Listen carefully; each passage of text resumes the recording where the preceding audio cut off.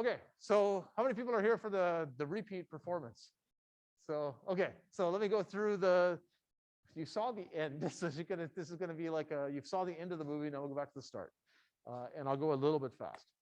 Okay, so you already know this. For M4, you've got this traveling courier problem that you're trying to optimize, find the fastest travel route, and an important component of that is you actually want the travel time between various locations, the depots and the intersections. Well, the pickups and the drop-offs.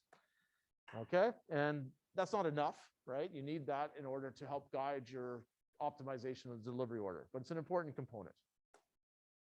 And you have 50 seconds to do this.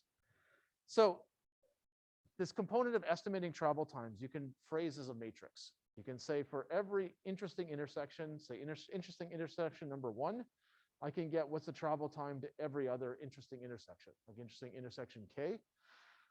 And for intersection K, I can find the travel time to all the other intersections of interest. Intersections of interest are pickups, drop-offs, depots, right? I only care about certain intersections. Okay, so we talked about this in lecture. We could estimate this by distance. Just say we can drive anywhere we want, straight line, and we'll divide by the speed limit of the 401. Gives us some information about travel time, but it's not perfect. We could do that. Second option is we actually figure out the exact path between these intersections, and we use that. And that'll be more accurate. It gives better results, but it's slower. Okay, so in milestone 3, you wrote a travel time, a pathfinder from a single source intersection to a single destination intersection. And the best one that you wrote, if you got this far, was A star. So we could invoke that K squared times, right? If there are K interesting intersections, we'd have to go for every source to every destination. So K squared times. So I just defined my variables there. I'm going to answer my own question for the interest of speed. We could do this in K squared invocations of this find path A star. And A star can search the whole graph, which has V nodes. And every time the way it searches it is basically put things in a priority queue, take things out of priority queue, which is log V. So that's the total complexity. And this K squared is going to hurt. Okay. K can be more than 300 for the biggest problems we give you. You can have about 150 deliveries, so 150 pickups, 150 drop-offs. It's pretty big. And it turns out if you run this that you're going to find that you can't do it, right? It takes more than 50 seconds, so you can't actually compute all these travel times, which means you got to go back and use the less accurate estimate by distance. So that's one option. But let's say we're not going to give up quite so easily. We can improve our algorithm. We talked about this in lecture. We can, instead of A star, use this new variation on Dijkstra called a multi-target Dijkstra, where we go from a single source intersection to all of the other interesting intersections in one go. It's more efficient for this case than running A star over and over again. And if we look at the complexity of that, it's actually, we just run this K times. There's one loop. And the complexity to do this path search algorithm is actually still V log V. There's a higher constant, okay? It's probably 4 times slower. But if K is big enough, that's fine, right? We're going to win big. Okay, so we're going to use this better algorithm. If we want to go even faster than that, we can go parallel. So let's look at what parallel means. So a modern processor is basically got, unless it's a really low-end processor, it's called a microcontroller. So if it's in your washing machine, it probably has 1 core. Okay, if it's running the brakes in your car, it probably has 1 core because you just don't need multiple cores. But if it's in your phone, it's in your computer, it's in a router running the internet, it's got multiple cores. Okay, it's in your TV, it's got multiple cores. What do multiple cores mean? It basically is on one chip. You've got multiple, essentially, processors. Every core can run its own set of instructions. It has its own execution units. So it's basically, it can do whatever it wants. It can do something different than the other cores. Where they're joined is with shared memory. So they do share the memory in the machine. Okay, so, and this is a deep topic. So I'm going to talk about it today and then some more in lecture on Wednesday. If you want to learn more, this course 454 teaches you how to make fast programs using parallelism and really deep optimization. And if you want to learn more about how do you make multi-core processors and make processors fast, you can study it in 552, and you can go on to grad school, because this is a pretty big topic.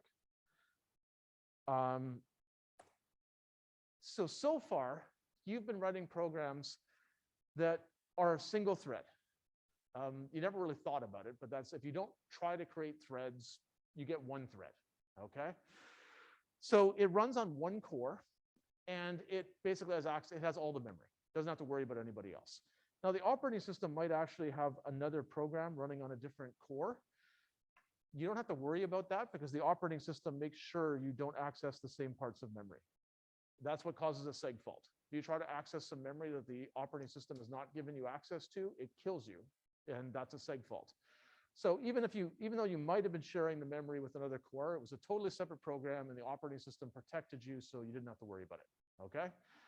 So it at least appeared that you had all the memory in the machine. So you don't have to worry about sharing memory. Once you go to multiple threads, so let's say I write a program with 2 threads, it can actually run on 2 cores now at once. They're running different instructions, doing different things, but they're using the same shared memory. Okay, so now you do need to worry about sharing memory. That's actually what makes parallel programming hard. What makes it hard is that basically multiple threads, there could be a variable in here that both these threads are modifying, or one of them's modifying while the other's reading. And without some kind of strategy of how you're going to handle that, that is chaos, okay? That's like you and your friend are both using one computer and typing on the keyboard at the same time with no ability to communicate. The odds that you get your homework done are very low, right? Okay, so let's take a simple example of how we're going to parallelize.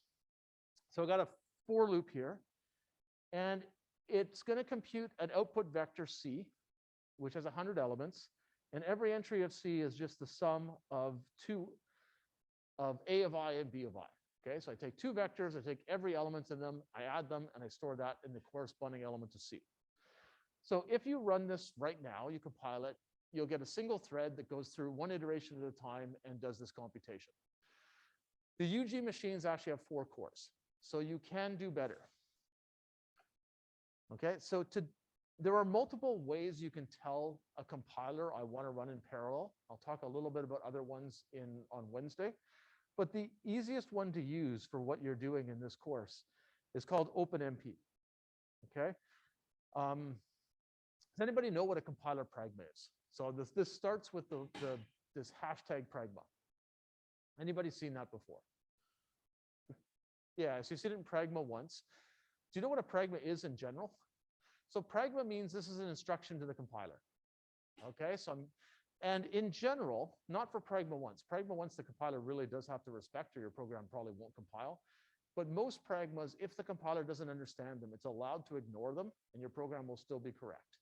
Okay, so pragmas are usually like essentially hints to the compiler. Like they help optimize, they give it more guidance. And if it just ignores them, it'll still be okay. So this is pragma, so instruction to the compiler. OMP stands for open multiprocessing. So it's like the type of pragma, and then the exact name of this pragma is called parallel for.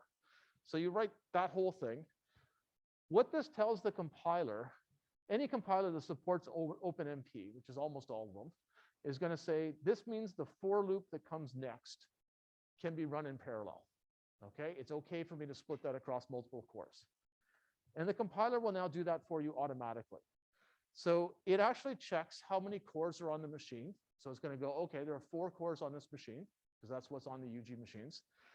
And it will actually create, well, you've got 1 thread running already. 1 thread is created when your program starts, and that thread starts in main. Okay, you've never thought about that before, but that's actually what's happening when main starts. 1 thread is created and starts running the function main. OpenMP is going to say, okay, well, we got 1 thread. We're going to give it the first quarter of the work from iteration 0 to 25, because I have 100 things to do. But now I'm going to make another thread, and I'm going to give it the next 25 elements, and I'll make a 3rd thread that I haven't shown, and a 4th thread that gets the last 25. So it's worked out how many cores, it makes additional threads, makes 3 new ones. It gives everybody a piece of work, and it will wait until all 4 of those threads are done before it goes on. Okay, so it will not go to this line that comes after this parallel 4 until all 4 threads are done. Because if you didn't make multiple threads, if you didn't have this OpenMP parallel 4, that's what would have happened, right? You wouldn't ever print out this line when some of the work wasn't done. So it's not going to print it out till all the work's done. All threads must wait for the last one. Does that make sense?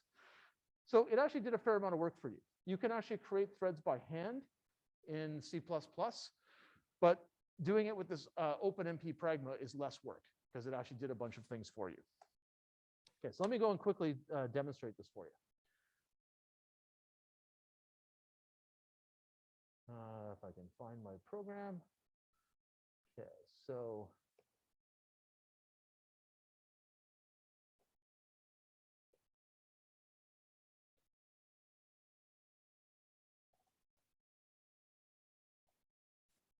okay, so this is basically that simple program. Let me make it shorter. Okay, so basically, I've got a vector with 10,000 elements. Well, I've actually got 3 of them, A, B, and C. I initialize them to some data, doesn't really matter. So A and B are initialized. I get the current time, and then I go into this for loop. Okay, and this for loop, I basically am going to go through the whole vector. I'm going to ask how many threads there are. I don't need to do that. I'm just doing that so I can print it out later. And then basically this is the actual work. I'm going to compute a value in my C vector, which is just some function, some multiplications, divisions, modulus of my A and B vectors. And the C vector just depends on the A and B vectors with the same index. I'm not adding them. Adding them is not much work. So I'm basically doing some multiplies and divides and modulus to make a little more work. Slow the program down so it makes a little more sense to parallelize. Okay, then I check what time it is. So I'm measuring the time of just the parallel 4. That's what these lines are doing, and I print it out. Okay, and the only line I had to actually add to make it parallel was this one. So let's see. I'm going to go out now and compile this. Okay, so when I'm doing speed tests, I should always do release build, so I get optimization. I don't remember what build I have, so let's do that again. Okay, and now I'm going to run this.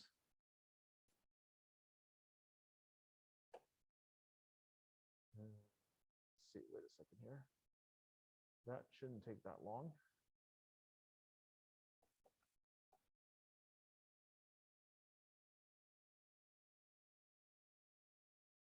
Let me go check that again.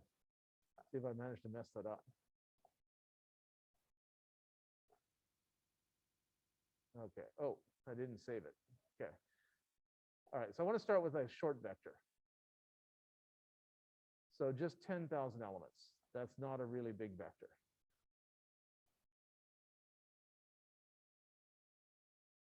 Okay. So it ran. It used 4 threads, and it took 7.6 times 10, well, 76 microseconds. Okay. So remember that number.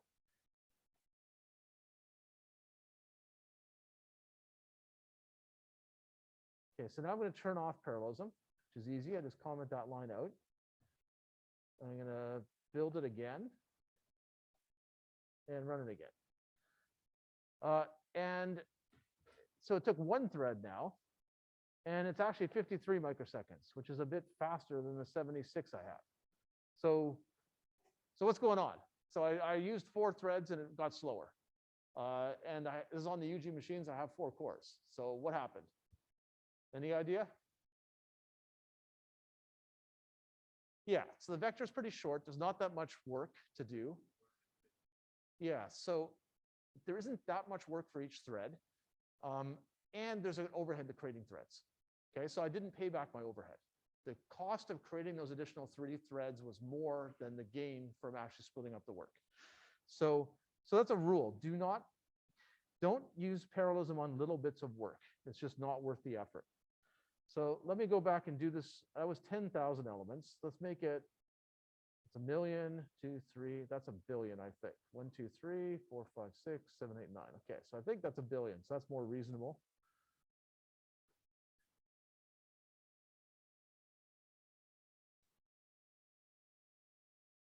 And let's see how long this takes. Okay, so this is the serial version still. So I've still got parallelism off.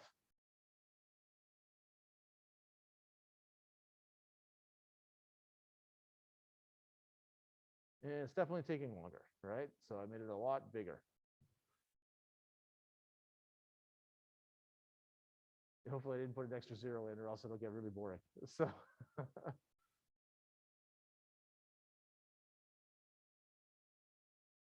okay, so it took 5 seconds. There's some loading code, but the other part where it's doing the compute is 5 seconds. Okay, so now I'm going to go turn on parallelism. So I just comment this out, or sorry, remove the commenting. Okay, recompile it and run it again. Okay, so it took 5 seconds. Now we're going to see how fast it is with parallelism. Okay, so now it took 1 second. Or 1.06. It's actually 4 times faster. It's actually been a little more than 4 times faster, which can actually happen sometimes because I'm not just using 4 cores for compute. I actually get access to what's called their cache memory. So have you learned about caches in 243 yet? Yeah, so by using 4 cores, I actually get essentially access to 4 times as much first level cache. So in this case, I actually got more than 4x speed up, which can happen sometimes. Usually you get somewhat less than 4x, but here I did even better, and that can happen. So it was good. Okay, so it worked. And let me go back to my slides here.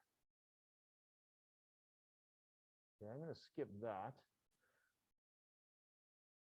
So yeah, I guess the lesson from that one is just, I guess 2 things. It wasn't much code, and make sure you got enough work for it to bother parallelizing. Okay, let's see, I'm going to skip that because I showed that to you. Okay, fast pathfinding. And this is a mistake. I'm going to quickly change this. It's actually 52 interesting intersections.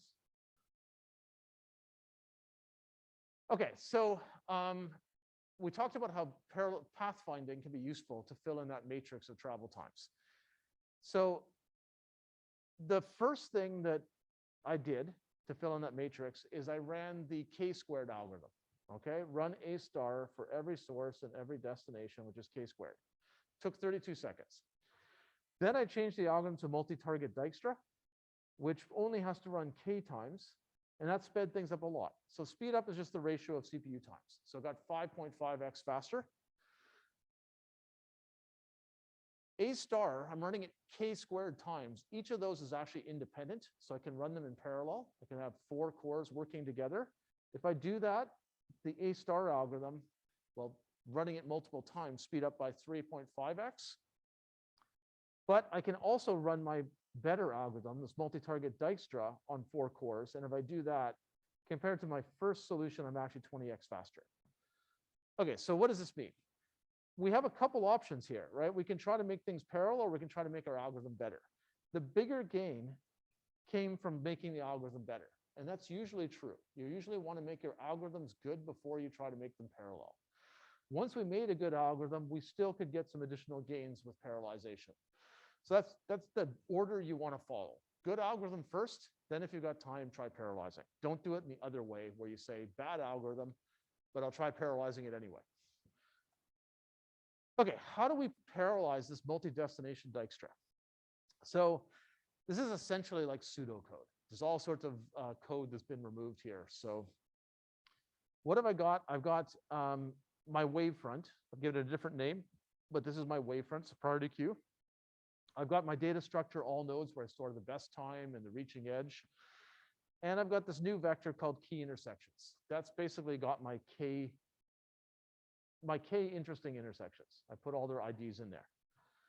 And then I basically have a for loop here, which says for every source, so every starting intersection, I want you to call find paths, and this is my find paths routine down here, to find all the paths from that source to all of the interesting intersections. So it's going to fill in 1 row of my matrix. Okay, I have to go through and call this k times, fill in all the matrices. Yeah. It's a bug. Sorry, I'll take that off the slide because I was literally writing this from like midnight to like 3:50 in the morning.